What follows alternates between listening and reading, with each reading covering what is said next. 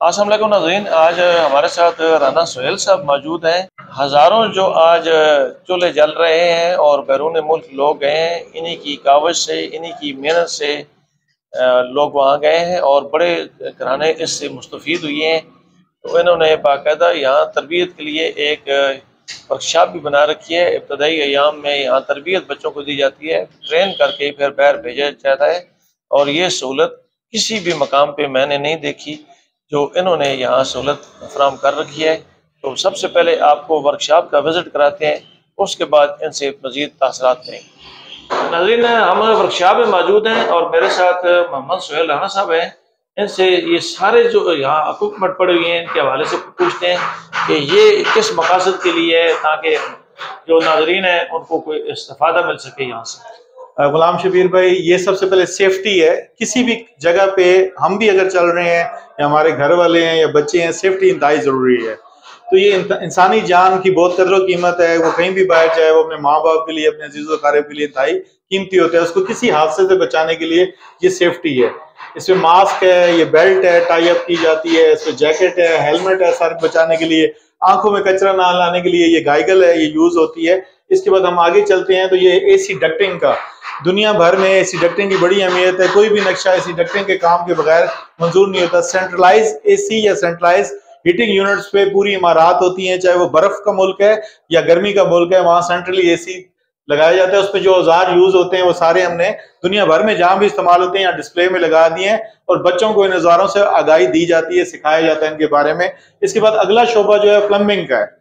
ये प्लम्बिंग का शोबा है, इसके औजार सारे लगे हुए हैं। इसके अंदर पाइप रेंच छोटे से लेकर बड़े तक, इस तरह दूसरे रेंच हो गए और आरी हो गई, इसमें यूज होने वाले तमाम औजार, पाइप कटिंग, वो हो गया, ब्लेड हो गया, पीपीआर का कटिंग वाला वो हो गया, ये सारी चीजें हमने लगाई हैं। इसके बाद हमारे पास जो है ना, ये पीवीसी का डिपार्टमेंट आ जाता है। 12 इंच से लेकर छोटा 1 इंच तक सारे पाइप हमने डिस्प्ले में लगाए हैं। उसके बाद फिर ये मुख्तलिफ किस्म की फिटिंग्स हैं, इसमें टीज हैं, जिसमें पी ट्रैप हैं मुख्तलिफ किस्म के छोटे बड़े, जिसमें कावल हैं, जिसमें एंड कैप्स हैं, जिसमें रिड्यूसर हैं मुख्तलिफ किस्म के, वाई टीज हैं, वाई सॉकेट्स हैं, और इस तरह मुख्तलिफ प्लग टीज हैं, प्लग सॉकेट्स हैं, प्लग एल्बोज हैं। ये सारे बच्चों को एक जगह हमने जमा करके दे दिए ताकि वो आसानी से इन चीजों से आगाही हासिल कर लें, उनकी शक्लें ज़हन में रख लें। इसके बाद हमारे पास यूपीवीसी का पैनल आता है। यूपीवीसी बाहर इस्तेमाल होता है, हमारे मुल्क में बहुत कम इस्तेमाल होता है, ये भी हमने लगाया है। इसमें इस्तेमाल होने वाले पाइप्स लगाए हैं मुख्तलिफ, जो एक बिल्डिंग में यूज होते हैं, 2 इंच का, 1.5 इंच का, 1 इंच का, आधी इंच का। पीपीआर फिर पूरी हमारे पास मौजूद है। पीपीआर से अब हमारा मुल्क आगाह है, क्योंकि अब जीआई की जगह पीपीआर हर जगह इस्तेमाल हो रहा है ताकि किसी किस्म का जंग ना लगे, पाइप लीक्स ना हो। तो ये प्लास्टिक का पाइप आया और इसमें तुर्की का पाइप सबसे पहले, अब मिनास और मास्टर ये पाइप बना रहा है, पाकिस्तान में वाफर मकदार में मौजूद है। इसकी मुख्तलिफ एसेसरीज सारी लगी हुई हैं। इसमें गेट वाल जो यूज होते हैं, चुटकी वाल, बॉल वाल, इसमें जो Bush socket, Bush T, Bush elbows और रिड्यूसर सारे हैं लगे हुए हैं। इसके बाद ये पाइप से सब आगाह जीआई का पाइप है जो धूप में लगाया जाता है और ये धूप में खराब नहीं होता, क्योंकि प्लास्टिक धूप में खराब हो जाता है। ये अंडरग्राउंड यूज होता है और ये ओपन वायर, ओपन हमारी फिटिंग में इस्तेमाल होता है जीआई का पाइप। तो इसमें मुख्तलिफ 2 इंच से लेकर तमाम जितने भी इसके अंदर चीजें यूज होती हैं वो लगाई गई हैं। एक्सेसरीज हैं मुख्तलिफ, इसमें आप देख लें कि ये नो रिटर्न वॉल है, बॉल वाल्स हैं, चुटकी वाल है, गीजर का एग्जॉस्ट का वाल है, चक वाल है, और ये मुख्तलिफ किस्म के गटर के ढकने हैं, सी ट्रैप है, और इस तरह के मुख्तलिफ कार्नर वाले ये बेसन कैसे लगते हैं, साइफन कैसे बंद होता है, कैसे खुलता है, उसकी बीमारियां कैसे ठीक की जाती हैं, शावर और उनकी हाइट्स और उनके पॉइंट्स कैसे लगाए जाते हैं। उसके बाद एक्सेसरीज हैं, नीचे इंडियन कमोड है और इंग्लिश कमोड है, और उसके बाद ये एक हमने बाथरूम का पूरा लगाया कि मोटर पानी ऊपर टैंक में भेजती है, उधर से वापस ठंडा और गर्म नालियां आती हैं। गीजर का पॉइंट कहाँ लगता है, किस तरह के मुख्तलिफ लोटे के और शावर के और उसके पॉइंट्स लगते हैं। इसके अलावा मुख्तलिफ किस्म के हमारे पास ये थिम्बल है जो इंग्लिश सीट में यूज होता है। इसके अलावा मुख्तलिफ पी ट्रैप्स जो चाइना क्ले में बने हुए हैं वो पड़े हैं। इसके अलावा एसी डक्टिंग का ये एक यूनिट लगा हुआ है कि एसी डक्टिंग में जो इस्तेमाल होने वाली चीजें हैं वो सारी यहाँ पे हैं। ये औजार डिस्प्ले में है, इससे ज्यादा हमारे पास स्टॉक हमारे स्टोर में है जो बच्चे यूज करते हैं। ये वो है जो लगा दिया गया है ताकि इनकी शक्लें देख के उनसे आगाही हासिल करें, और जो मजीद जो चीजें होती हैं मसलन जो हम इस्तेमाल करते हैं और वो जो सिखलाई के लिए रखी जाती हैं वो हमारे मुख्तलिफ अलमारियों में, कबर्ड्स में और हमारे स्टोर में मौजूद हैं, जिनमें हम बच्चों को बतदरीज ट्रेनिंग देते हैं और ट्रेनिंग के मुख्तलिफ मदारिज से वो गुजरते चले जाते हैं। तो हम अपना मैसेज अटक के गरीब तबकात तक पहुंचाना चाहते हैं उन लोगों को कि जो ये ना महसूस करें कि हम अगर इस दुनिया में आए हैं तो बगैर किसी मकसद के आए हैं।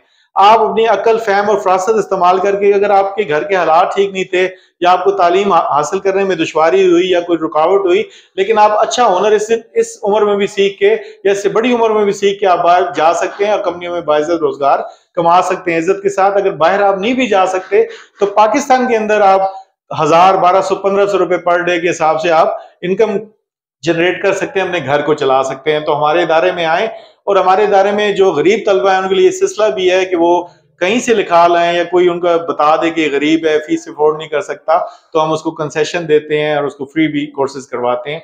तो ऐसी मामलात भी हमारे यहाँ मौजूद हैं। तो आप जरूर आएं, डरे नहीं और इधर आएं और अल्लाह ताला आपको लेके जाए और आप खैरियत से अच्छा रिस्क कमाएं, अपने मुल्क को भेजें। आप सबका बहुत शुक्रिया।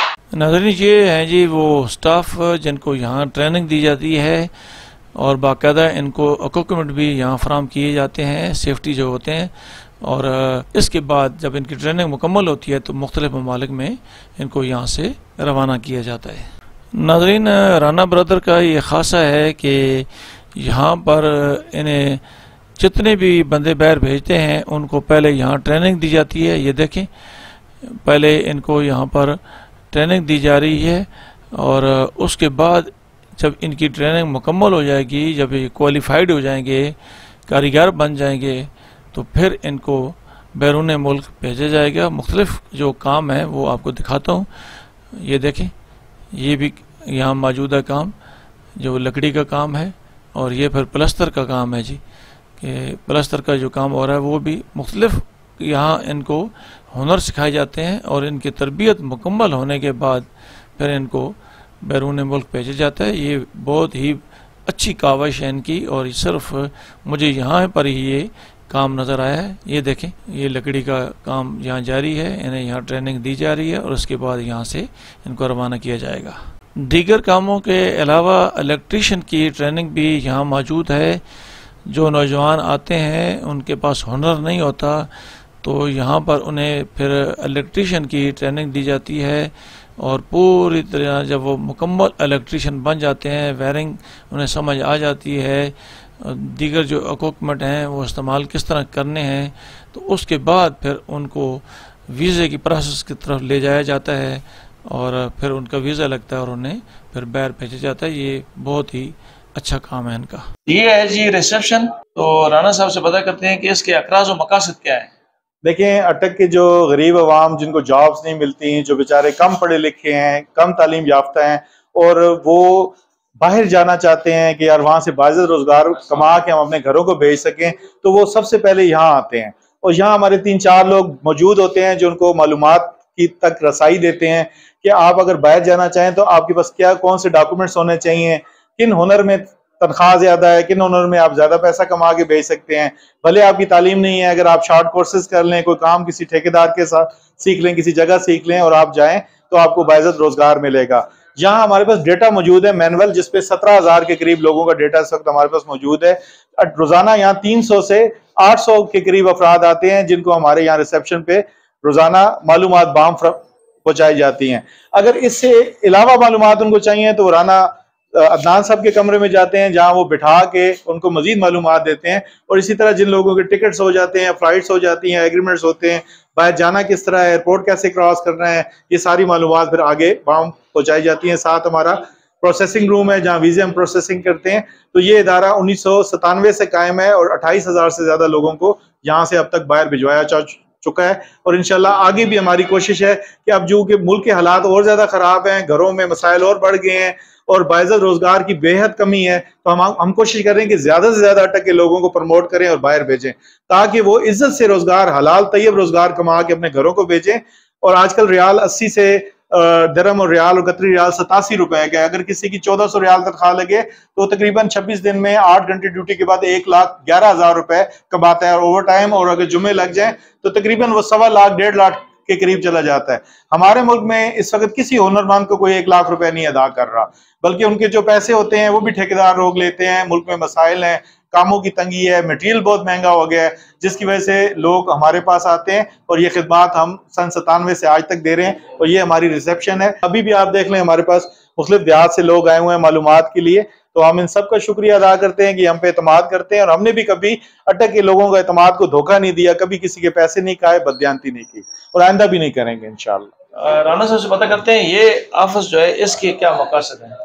गुलाम शबीर भाई, ये हमारा प्रोसेसिंग रूम है। देखिए, कोई भी काम जो होता है तो उसकी बुनियाद होती है, वो बुनियाद इस कमरे में है कि जो भी बंदा जब बाहर जाने के लिए तैयार होता है वो मेडिकल कराता है, जब मेडिकली फिट होता है तो फिर उसके डॉक्यूमेंट्स अम्बेसी जाने के लिए उसकी पूरी फाइल तैयार करनी होती है, उसके तमाम डॉक्यूमेंट्स लगाने होते हैं। जो भी किसी मुल्क का कानून है उस कानून के तहत जो भी कागजात जरूरत होते हैं वो सारे कागजात इस कमरे में तैयार किए जाते हैं और उसको फिर थ्रू प्रॉपर चैनल अम्बेसी में जमा कराया जाता है। फिर अम्बेसी अपने वक्त पे जब वीजा में वापस फ्राहम करती है तो फिर वीजा को प्रोटेक्टर ऑफ इमिग्रेंट्स कराने के लिए फिर वो कागजात तैयार किए जाते हैं, मुख्तलिफ बैंकों में फीसेस जमा कराई जाती हैं, फिर वो बच्चा वहां जाता है बायोमेट्रिक के लिए। इस तरह जब अम्बेसी से वीजा लगवाना होता है तो उसकी भी मुख्तलिफ मदारिज हैं कि बायोमेट्रिक के लिए उसको अवामी मरकज कराची का नहीं जाना पड़ता है, वो रसीदें वापस लेके आता है, मुख्तलिफ डॉक्यूमेंटेशन होती है, फॉर्म्स भरे जाते हैं और फिर वो वीजे लगते हैं। तो ये प्रोसेसिंग रूम की हमारे इस पूरे काम में बहुत ज्यादा अहमियत है। और ये आसिम मजीद भट्ट साहब हमारे बैठे हैं जो प्रोसेसिंग रूम में हमारी खिदमात अंजाम देते हैं। इनके साथ जहीर अब्बास साहब भी खिदमात अंजाम देते हैं, हम दोनों के शुक्रगुजार हैं। राना साहब के भाई यहाँ मौजूद है ऑफिस में और इनसे पता करते हैं कि इस ऑफिस के क्या अकराज मकासद है। ये राना अदनान साहब हैं, हमारी इस पूरे इदारे की बैकबोन है कि जो आदमी जब रिसेप्शन पे आता है और वहां उसकी तसल्ली नहीं होती या मुख्तलिफ लोगों के साथ वालिदैन या बुजुर्ग आते हैं या उनके अजीज व अकारिब आते हैं और फर्दर मालूमात चाहते हैं तो वो फिर यहाँ उनको भेजा जाता है और राना अदनान साहब इस कमरे में उनको बाइज़्ज़त तरीके से बिठा के पूरी इंफॉर्मेशन बाहम पहुंचाते हैं जब तक उनकी तसल्ली तशफ़ी नहीं हो जाती है, उनको सारी मालूमात देते हैं। इसी तरह जब प्रोसेसिंग के बाद वीज़ा लग जाता है और हम डॉक्यूमेंट्स किसी भी कंपनी के देते हैं तो फिर राना अदनान साहब ही उन बच्चों को बिठा के ये समझाते हैं कि ये वीज़ा है, ये प्रोटेक्टर है, ये आपका टिकट है, ये आपकी इंश्योरेंस है, ये ट्रैवलिंग इंश्योरेंस है, इसके बाद आपने एयरपोर्ट इस टाइम पे पहुंचना है, ये टिकट का ये टाइमिंग है, वहां आपको कौन बंदा कंपनी का ड्राइवर लेने आएगा उसका नंबर फ्राहम किया जाता है, फिर वहां एयरपोर्ट क्रॉसिंग के मुख्तलिफ मराइल हैं वो समझाए जाते हैं। इसके अलावा ये बताया जाता है कि यार आपने कौन सी चीजें ममनू है नहीं लेके जानी, जिनके ऊपर बहुत सख्ती है, जिसकी वजह से आपको पकड़ लिया जाएगा, सजा दी जाएगी, और कौन सी चीजें ऐसी हैं जो आप लेके साथ जा सकते हैं, वहां का मौसम कैसा है, किस तरह के कपड़े लेके जाने हैं, किस तरह के सामान आपको जरूरत पड़ेगा अगले दो साल के दौरान, और ये सारी मालूमात वहां पहुंचाना। फिर 2 साल वहां रहना कैसा है, उनकी काउंसलिंग करनी बच्चों की कि आप घर से निकल के जा रहे हैं, आपने अपने मुल्क का नाम रोशन करना है, आपने अपने खानदान का नाम रोशन करना है, आपने अपने शहर का नाम रोशन करना है, आपने इस्लाम का नाम रोशन करना है, कोई चोरी नहीं करनी, कोई बदयांती नहीं करनी, इज्जत के साथ काम करना है। और साथ ये बताया जाता है कि सऊदीया या दुबई या कतर बहरीन ट्रेनिंग स्कूल है, वो कंपनियां यूनिवर्सिटी या कॉलेजेस का दर्जा रखती हैं जिनके पास तमाम इक्विपमेंट होता है, इंजीनियर्स होते हैं, फोरमैन होते हैं, सुपरवाइजर होते हैं, वहाँ ड्राइंग्स होती हैं, वहाँ ड्राइंग के ऊपर काम होता है, नक्शों के ऊपर काम होता है, खास तरतीब से काम होता है, सेफ्टी डिपार्टमेंट होता है। तो वहां जाके आप ग्रेजुअली सीख के आहिस्ता आहिस्ता अपनी पोजीशन को अपग्रेड कर सकते हैं और ज्यादा सैलरी के एलिजिबल हो सकते हैं। जो लोग ड्राइवर्स हैं वो वहाँ लाइसेंस हासिल कर सकते हैं, लाइसेंस की बुनियाद पे ज्यादा तनख्वाह ले सकते हैं। कुछ ऑपरेटर बच्चे जो लेबर जाते हैं हम उनको कहते हैं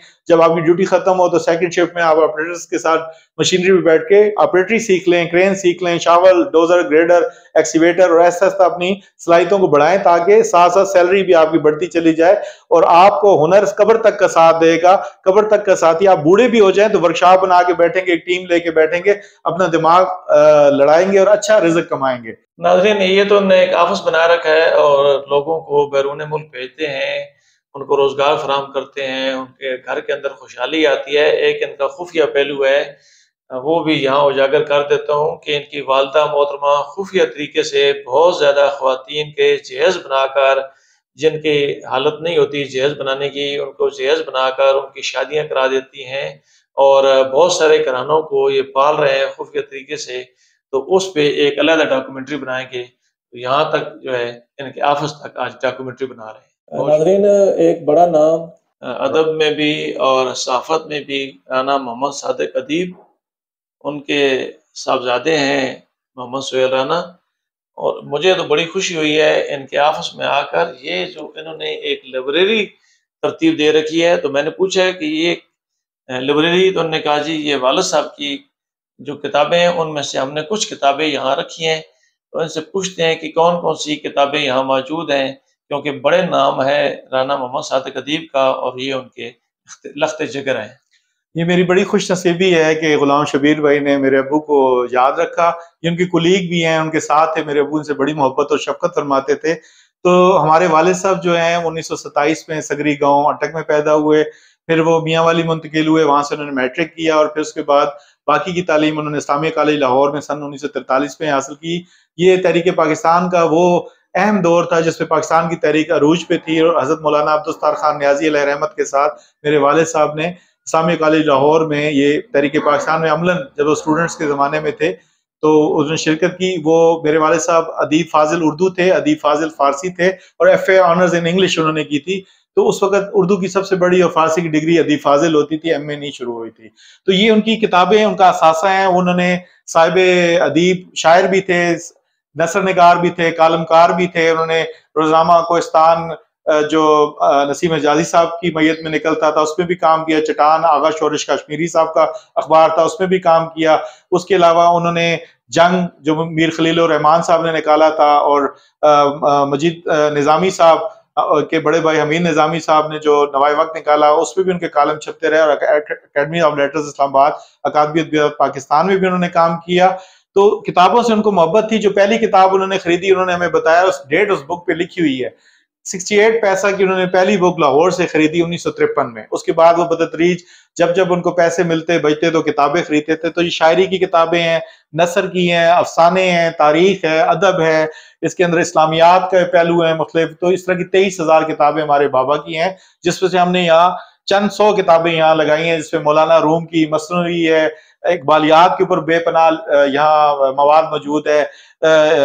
इसके अलावा गालिब के ऊपर, बैदी पे राजेंद्र सिंह बैदी हो गई, हाली साहब हो गए, कुलियात शकील बदावीनी हो गए, पितरस बुखारी हो गए। यानी शायरी के अलावा नसर निगारी और तमाम शोबों में किताबें मौजूद हैं। तो मेरे वालिद साहब को किताबों से मोहब्बत थी, वो मोहब्बत करने वाले लोग थे, अहले मोहब्बत में से थे। तो हमने उस मोहब्बत को आज भी कायम रखा है। ये किताबें हमारे पास मौजूद हैं। अगर किसी शख्स ने कभी इस्तिफादा करना हो, इधर आए, हम उसको इस्तिफादा करने की इजाजत देंगे और इसका सदका जारिया हमारे वालिद साहब को जाएगा। तो मैं दोबारा से अटक टुडे न्यूज़ और गुलाम शबीर भाई का शुक्रिया अदा करता हूं कि उन्होंने इस पहलू को भी मद्देनजर रखा, क्योंकि ये खुद भी अदब से मोहब्बत करने वाले कलमकार साफी हैं और जिहाद कर रहे हैं। तो हम इनके बहुत ममनून और मशकूर हैं। अल्लाह ताला इनको इस काविश में मजीद बरकत अता फरमाए। आमीन। नाज़रीन, मेरे साथ मोहम्मद सुहेल राना मौजूद हैं। इनसे पता करते हैं कि इन्होंने बैरून मुल्क जो ये लोग भेजने शुरू किए हैं, ये किस सन में इन्होंने काम शुरू किया था? गुलाम शबीर भाई, सबसे पहले आपका बहुत शुक्रिया और आपके इदारे का शुक्रिया कि आपकी जो काविशें हैं पूरे अटक में हर छोटे बड़े को मालूम है कि आप कई दहाइयों से सहाफ़त के शोबे में जो खिदमात सर अंजाम दे रहे हैं वो आप इज़्ज़त से लिखने के काबिल हैं। आप अटक के उन गोशों को भी सामने ला रहे हैं जो लोगों से छुपे हुए हैं। तो हम आपका शुक्रिया अदा करते हैं कि आज आप हमारे इदारे में आए और इधर आपने हमारे साथ ये मीटिंग रखी। तो मैं 1997 से बुनियाद रखी एक छोटे से इदारे की, एक छोटी सी जगह पे, क्योंकि उसका मतवा नज़र ये था, चूँकि मैंने भी बेरोज़गारी देखी थी, 3-4 साल इंटरव्यू वगैरह दिए थे, जॉब्स नहीं मिलती थी, ग्रेजुएशन मैंने की थी और तो मैंने देखा कि हमारे ज़िले में चूँकि इंडस्ट्री भी नहीं थी और ज़राअत का शोबा भी बहुत कमज़ोर था और दूसरे मामलात भी कमज़ोर थे, कारोबार एक मखसूस जगह पे था और कई लोग बेचारे बहुत कमज़ोर थे। तो सबसे बड़ा सेक्टर जो मुझे नज़र आया कि जहाँ हमारे लोग इज़्ज़त के साथ जा सकते हैं और इज़्ज़त के साथ पैसा कमा के अपने घरों को भेज सकते हैं, अपनी ज़रूरियात पूरी कर सकते हैं, तो वो यही था कि गल्फ़ में पाकिस्तानी जा रहे थे उस वक्त और गल्फ़ में अपने इलाके से लोगों को भेजा जाए और मुख्तलिफ काम सिखा के उनको भेजा जाए ताकि एक हुनर की दौलत भी उनकी आखिरी उम्र तक उनके साथ रहे और वो ग्रेजुअली तरक्की करते जाएँ आहिस्ता आहिस्ता। क्योंकि हम सऊदीया वगैरह इन ममालिक को एक यूनिवर्सिटी समझते हैं कि एक बच्चा जब उस माहौल में जाता है उसको ज़ौक़ लगता है, शौक़ लगता है। दुनिया के कई मुल्कों के लोग वहाँ आए होते हैं रोज़गार के लिए और वो सब की ये काविश होती है, कोशिश होती है कि ज़्यादा से ज़्यादा रकम कमा के अपने घरों को, अपने घर वालों को भेजी जाए। तो बच्चों को ज़ौक़ व शौक़ लगता है और वो सीखते हैं, सीखने के अमल से गुजरते हैं। तो 1997 से हमने ये इदारा कायम किया और फिर हमने ट्रेनिंग इंस्टीट्यूशन 2013 में कायम किया कि अटक में लोगों को ट्रेनिंग भी दी जाए और अटक में टेस्टिंग की फैसिलिटी भी दी कि अरबी या दूसरे फॉरनर्स आके यहाँ टेस्ट लें बजाय हमारे लोग रावलपिंडी या लाहौर में जाएं और एक दिन पहले से सफ़र करें, किराए लगाएं, सब कुछ करें। तो हमने यहाँ टेस्टिंग के लिए एक स्कूल की बुनियाद भी रखी, जिसका नाम हमने the professional institute of training रखा। और ये इसी सड़क पे वाक़ई है, शेख नासिर साहब के घर के सामने, जो हमारे चेयरमैन बल्दिया रहे हैं।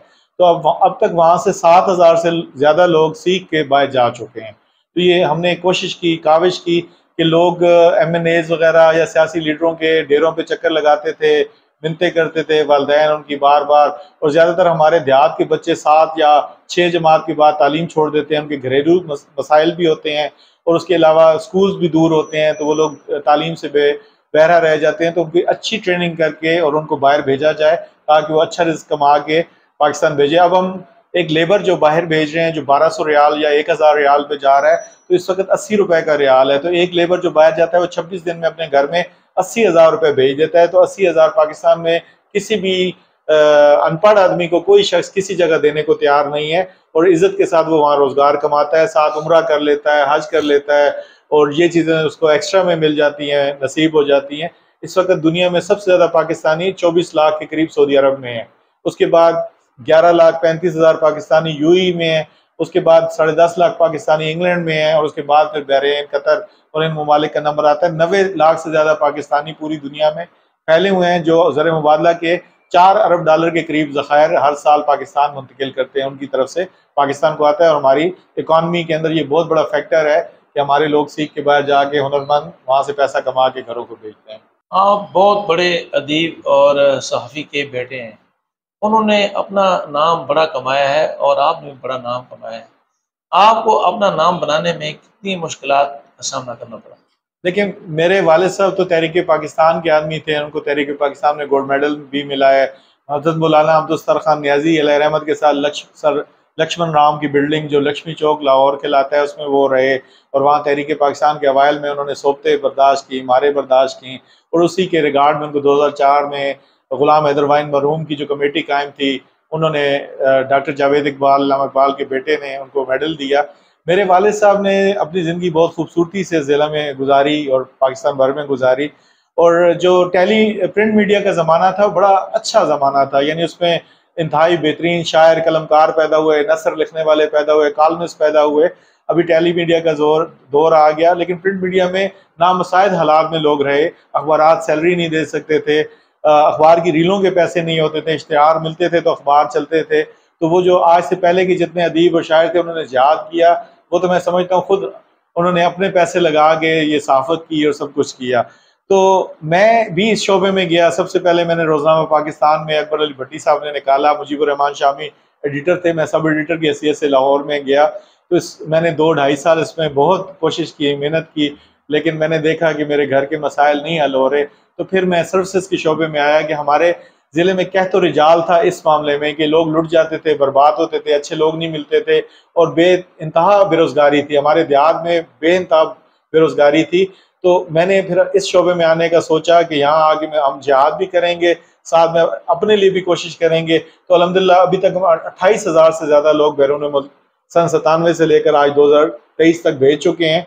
तो ये एक दिन की कहानी नहीं है। देखें, हमारे शोबे में सबसे ज़्यादा काली भेड़ें हैं, लोगों को मालूमात नहीं है बाहर की, और लोग बेचारे मजबूरियों की वजह से लुट जाते हैं। तो हमने पहली दफ़ा इदारा कायम किया, हम हुकूमत पाकिस्तान से लाइसेंस होल्डर हैं, रजिस्टर्ड हैं। हमारा इदारा पूरे पाकिस्तान में वज़ारत मेहनत व अफरादी क़ुव्वत, FIA और तमाम इदारों से मुंसलिक है, प्रोटेक्टर ऑफ इमिग्रेंट से मुंसलिक है। हमारे अपने लाइसेंस पे वीज़े आते हैं, प्रोसेस करते हैं, लोगों को बाहर भेजते हैं। तो ये ग्रेजुअली आहिस्ता आहिस्ता सिलसिला चला। पहला आदमी 6 माह में मेरे पास आया, मैंने उसको भेजा, उसका ताहिर खान नाम था, रेतला मंडी हजरों का था। उसके बाद आहिस्ता आहिस्ता 2 लोग आए, 4 आए, 6 आए। ये तकरीबन 2006-7 पे जाके हमारा फ्लो शुरू हुआ कि बहुत बड़ी तादाद में हमने लोगों को बाहर भेजा। ऐसे महीने भी आए कि हमने 300-350 अफराद एक माह में बाहर भेजे हैं। तो अल्हम्दुलिल्लाह आप लोग हम पे ट्रस्ट करते हैं। हमने कभी किसी के साथ धोखा नहीं किया, कभी किसी के फजूल पैसे नहीं लिए, फजूल मेडिकल नहीं कराया, किसी के साथ चीटिंग नहीं की। कोशिश की, हर बंदा हमसे बाहर नहीं जा सकता जो हमारे पास आता है, लेकिन कोशिश ये होती है कि अल्लाह के फैलाए हुए ज़मीन में जो असबाब है उसमें हम एक छोटा सा सबब है, और अल्लाह ताला हमसे ये खिदमत ले रहा है, लोगों को भेज देता है, रिज़्क़ वो लगाता है। लेकिन हम किसी के साथ झूठ ना बोले, बदयांती ना करें, जो सैलरी बताई गई है वही बताएं। और उनको अच्छे तरीके से, ऐसे तरीके से अच्छी कंपनियों में भेजें कि बाइज्जत रोजगार कमा के वो अपने घरों को भेजें। यही वजह है कि सन 97 में जिन लोगों को हमने 22, 23, 24 साल की उम्र में भेजा था, आज वो अपने 22 साल बेटे को लेके बाप आता है कि राणा साहब ने मुझे 97, 98, 2000 में भेजा था, आज मेरा बेटा 22 साल का हो गया, राणा साहब इसको भी बाहर भेजें। तो हमारी तो ये दुआ है कि अल्लाह करे कि वो वक्त आए हमारे बच्चे बाहर ना जाएं, हम कोई और काम कर लेंगे, हमें ये पोटेंशियल है, लेकिन वो वक्त आए कि बाहर से लोग पाकिस्तान आए, श्रीलंकन आए, इंडोनेशियन आए, दुनिया जहां से लोग आए, सोमालियंस आए, और हम सैलरीज दें और वो अपने मुल्कों को भेजें और हमारे सफीर बन जाएं वो लोग। लेकिन मजबूरियां ये हैं कि जो ऐसी पॉलिसियां कई साल से बन रही हैं कि हमारे नौजवान नस्ल बेचारी जो है वो बिल्कुल बेरोजगार है, उनके पास कोई जराए नहीं है, कारोबार के लिए पैसे नहीं है, कारोबार भी अब तबाह हो चुके हैं लोगों के, मईशत भी तबाह हो चुकी है, घरों के चूल्हे बुझ रहे हैं, घरों के बजट बिल्कुल डबल हो चुके हैं मोर देन। तो हमारी ये एफर्ट है कि लोगों को ज्यादा से ज्यादा बाहर भेजें ताकि वो माँ बाप का, अपने बहनों का, अपने बच्चों का, बीवी का सहारा बने और बाइज्जत रोजगार पाकिस्तान में आए। अल्लाह करीम वो वक्त लाए कि जब हमारे बच्चे हमारे मुल्क में रहे और दुनिया के दूसरे मुल्कों से लोग आए और रोजगार यहाँ से कमा के भेजें और कहें कि पाकिस्तान में हम जॉब करने जा रहे हैं। तो हमारी ये ख्वाहिश है। राणा साहब, आपने बताया कि आपने 2013 में ये वर्कशॉप बनाई है। जी, मैंने भी वर्कशॉप का विजिट किया, बहुत अच्छी वर्कशॉप है। जी। जब आप ट्रेनिंग देते हैं तो ट्रेनिंग का कोई मुआवजा वसूल करते हैं? देखें गुलाम शबीर भाई, 2013 से लेकर और 2016 तक हमने फ्री किया। हम अपने वालिद साहब को सदका जारिया करते थे। उस जमाने में 2300 रुपए मन सरिया मिलता था। उस जमाने में सीमेंट का एक बैग 280 रुपए का मिलता था। रेत की एक ट्रॉली जो है उस जमाने में 700 रुपए की आती थी। तो सारी जितनी, और एक शटरिंग का फट्टा 65 रुपए का मिलता था। कीलें जो किलो थी 200 रुपए केजी मिलती थी। तार जो जिससे बच्चे सरिया बांधते थे वो 130 रुपए किलो होती थी। तो हमने 6-7 साल इसको फ्री ऑफ कॉस्ट चलाया। उसके बाद अब मौजूदा जमाने में सरिये की कॉस्ट 12,000 से 14,000 रुपए मन हो चुकी है। सीमेंट का एक बैग 1000 रुपीज का हो चुका है। एक शटरिंग का फट्टा 300 रुपए का हो गया है। कीलें 1000 रुपए किलो के करीब पहुंच चुकी हैं। सरिये के तार 530 रुपए केजी हो चुकी है। इस तरह औजार बहुत महंगे हो चुके हैं। तो हमने एक थोड़ा सा मुआवजा रखा है, बच्चों को भी एहसास हो कि मटीरियल ज्यादा जाया ना करें और ये माले मुफ्त दिलें बेरहम वाला मामला ना हो। तो एक थोड़ा सा 3-4 हज़ार के करीब हमने फीस रखी है। अब ये हमने पिछले साल से स्टार्ट की है ताकि बच्चों को भी एहसास हो और ये पैसा उन्हीं पे लग रहा है, वो ऐसे तरीके से सीखे भी सही और साथ में मटीरियल को भी हिफाजत से इस्तेमाल करें, ज्यादा जाया ना करें। तो आज से पहले ये 2020 से पहले ये फ्री थी हमारी तमाम तर ट्रेनिंग, लेकिन 2020 के बाद हमने थोड़ा सा मुआवजा रखा है। चूंकि महंगाई हो गई है, मामलात बहुत ऊपर चले गए हैं, तो टेस्ट सेंटर नुकसान में जा रहा था बहुत ज्यादा, तो उसको हमने करीब करने के लिए थोड़ी सी आर्जी सी फीस रखी है। ट्रेनिंग का दौरानिया कितना है?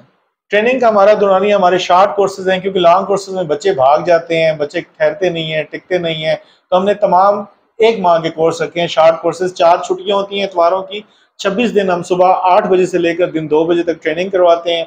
उसमें हमारी कोशिश होती है सबसे पहले, क्योंकि पूरी दुनिया जो है वो मेजरमेंट पे चलती है, इंची टेप उनको आना चाहिए। और ट्रेनिंग हम उन बच्चों को कराते हैं जो कम से कम 10 तक पहाड़े जानते हैं, जिनको गिनती आती हो, यानी जिस बच्चे ने भी 4-5 जमातें पढ़ी हैं वो हमारे पास ट्रेनिंग कर सकता है। सबसे पहले हम उसको centi, millimeters, inch, foots, meters इनके बारे में आगाही देते हैं। इसके हम उनको सिखाते हैं और उसकी मुख्तलिफ ड्रिल्स होती हैं, उनसे पूछा जाता है और उसके मुख्तलिफ तरीकाकार हमने रखे हुए हैं बच्चों को सिखाने के। उसके बाद फिर हम स्टार्ट लेते हैं, फिर जो काम वो सीखते हैं उस काम की मालूमात, यानी वो सरिया है, शटरिंग है, मेसनरी वर्क है, प्लम्बिंग वर्क है, इलेक्ट्रिकल वर्क है, उन चीज़ों के नामों से आगाही, उनके गेजों से आगाही, और उसके बाद फिर उनको हम हाथों से काम कराना शुरू कर देते हैं दूसरे हफ्ते। तो अगले 3 हफ्ते वो अपने हाथों से काम करते हैं और सीख जाते हैं। और इसी दौरान हमारे पास कोई ना कोई कंपनी अटक में आ जाती है और वो यही टेस्ट दे के बाज़ तरीके से भर्ती हो जाते हैं और फिर वो 1 माह 1.5 माह में बाहर भी चले जाते हैं। आपने इलेक्ट्रिक वर्कशॉप भी बनाई है, मैंने देखी है, वहाँ कितना टाइम देते हैं बच्चों को और उसका दौरानिया क्या है? देखिए उसमें यह है कि हमारे कुछ अटक के ठेकेदारों से रवाबित हैं जो बहुत अच्छा काम कर रहे हैं, मैरिया टाउन में या बड़े बड़े प्लाजे अटक में बना रहे हैं। तो हम आखिरी 2 वीक्स उनको प्रैक्टिकल वर्क के लिए फील्ड में भी भेजते हैं। 26 दिन वो हमारे पास बच्चे काम करते हैं। उसके अलावा कॉन्टेक्ट जिन लोगों के साथ हैं तो उनके पास उनको भेजा जाता है जो उनको खाना चाय फ्राहम करते हैं, और प्रैक्टिकल वर्क वहाँ भी उनका होता है जो हमसे सीख के वो प्रैक्टिकल भी वहाँ करते हैं। या अमलन जहाँ बाथरूम तैयार हो रहे हैं, छतों में पाइप डल रहे हैं, बिजली की वायर्स डल रही हैं, बोर्ड्स बन रहे हैं, पैनल बोर्ड बन रहे हैं, डीपी फिटिंग हो रही है सारी, उसके बाद स्विचेस लग रहे हैं, तो ये सारे बच्चे करते हैं ताकि जल्द जल्द अगर वो बाहर ना भी जा सके किसी वजह से, तो फिर वो यहाँ पाकिस्तान में रह के 1200-1500 रुपए दिन कमा सके और एक महीने में 25 से 30 हजार रुपए अपने घर ले जा सके। तो ये भी हमारी काविश होती है कि जरूरी नहीं कि जो लोग बाहर ही जाएं वही आके हम हमारे पास सीखें। ऐसे बच्चे जो बेरोजगार हैं, जिनके पास कोई हुनर नहीं है, वो हमारी वर्कशॉप में आए, हुनर सीखें और अपने ही शहर में बाइज्जत रोजगार कमाएं। तो उसमें हम राब्ते भी करा देंगे मुख्तलिफ लोगों के साथ जो अच्छे काम करने वाले हैं, जो उनको साथ लेके जाएंगे, उनसे काम लेंगे और उनको उसका मुआवजा भी वो देंगे। अवाम की आगाही के लिए बता दें कि आपके पास कितना अमला काम कर रहा है और आपकी टाइमिंग क्या है? देखिए, हमारे पास जो है अटक में ये ट्रांसगल्फ का हेड ऑफिस है और इसमें तकरीबन 9 लोग हमारे इस ऑफिस में हैं। इसके अलावा 3 लोग हमारे वर्कशॉप में हैं। तो ये 12 अफराद का अमला इस वक्त हमारे पास अटक में मौजूद है और इसमें हमारी टाइमिंग रोज़ाना की बुनियाद पर सुबह 8:30 से लेकर शाम 5 बजे तक है। जुम्मे के दिन हम जुम्मे की नमाज से पहले 1 बजे दफ्तर बंद करते हैं। जुम्मा हाफ डे है हमारा और इतवार के दिन एज यूजुअल हमारा छुट्टी का दिन होता है। जुम्मे के दिन हमने पहले छुट्टी रखी हुई थी, लेकिन बाद में हमने उसको ख़त्म कर दिया कि जो हमारा जितना भी तबका है, जो मेसन, शटरिंग, स्टील और इन शोबों से मुंसलिक है, उनकी जुम्मे को छुट्टी होती है, तो वो आसानी से हमारे दफ्तर आके मालूमात ले लेते हैं और आसानी से हमें मिल सकते हैं। तो उनके लिए हमने जुम्मे वाले दिन टाइम रखा हुआ है यहाँ पे, तो इतवार को हमारी छुट्टी हो। आखिर में मैं गुलाम शबीर भाई का बहुत शुक्रिया अदा करता हूँ और आप सबको ये रिक्वेस्ट करता हूँ कि ये इंतहाई शरीफ घराने से ताल्लुक़ रखने वाले बाइज़्ज़त सहाफ़ी और कलमकार हैं और इन्होंने ये चैनल बनाया है अटक टुडे न्यूज़। और मैं पहली दफ़ा देख रहा हूँ कि खाने के व्लॉग्स और दुनिया जहान की जो खराफात हैं उनसे हट के ये बहुत अच्छे पहलुओं पे और माशरे के वो उन पहलुओं पे बात करते हैं जो हमारे दाएं बाएं बिखरे होते हैं, जिसके ऊपर किसी की निगाह नहीं है। तो मैं अटक की आवाम से रिक्वेस्ट करता हूँ कि अटक टुडे न्यूज़ को ज़्यादा से ज़्यादा प्रमोट करें, इस चैनल को। इसकी प्रमोशन से जिला अटक प्रमोट होगा, हमारी गलियां मोहल्ले प्रमोट होंगे, हमारे बच्चे बच्चियां, हमारी माएँ बहनें प्रमोट, यानी उनको भी दुनिया देखेगी, अटक को देखेगी, अटक के मामलात को लोगों की निगाह में आएंगे। तो हम आपसे रिक्वेस्ट, मैं राना एज ट्रांसगल्फ इंटरनेशनल का MD राना सोहेल, आप सबसे जो मुझसे प्यार करते हैं सबसे रिक्वेस्ट करता हूँ कि अटक की आवाम गुलाम शबीर भाई के चैनल को ज़्यादा से ज़्यादा प्रमोट करे और इनकी प्रमोशन से हमारा अटक प्रमोट होगा, हमारा विरसा प्रमोट होगा, हमारी सकाफत प्रमोट होगी, हमारी यहाँ की दस्तकारियाँ पर प्रमोट होंगी, हमारे तालीमी इदारे प्रमोट होंगे, क्योंकि ये बहुत खूबसूरत डॉक्यूमेंट्रीज बनाते हैं। मैंने कभी भी आज से पहले किसी को डॉक्यूमेंट्री बनाने की इजाज़त नहीं दी और ये मेरे पास आए तो मैंने इनको कहा कि आप फ़ौरन आएँ, आपको मैं सबसे तरजीह देता हूँ, आप बहुत अच्छे सहाफ़ी और कलमकार हैं। अल्लाह ताला इनके इदारे को दिन दुगनी और रात चुगनी तरक्की अता फरमाए, उस चैनल को आसमान के सितारों में से एक सितारा बनाए। आमीन सुम्मा आमीन।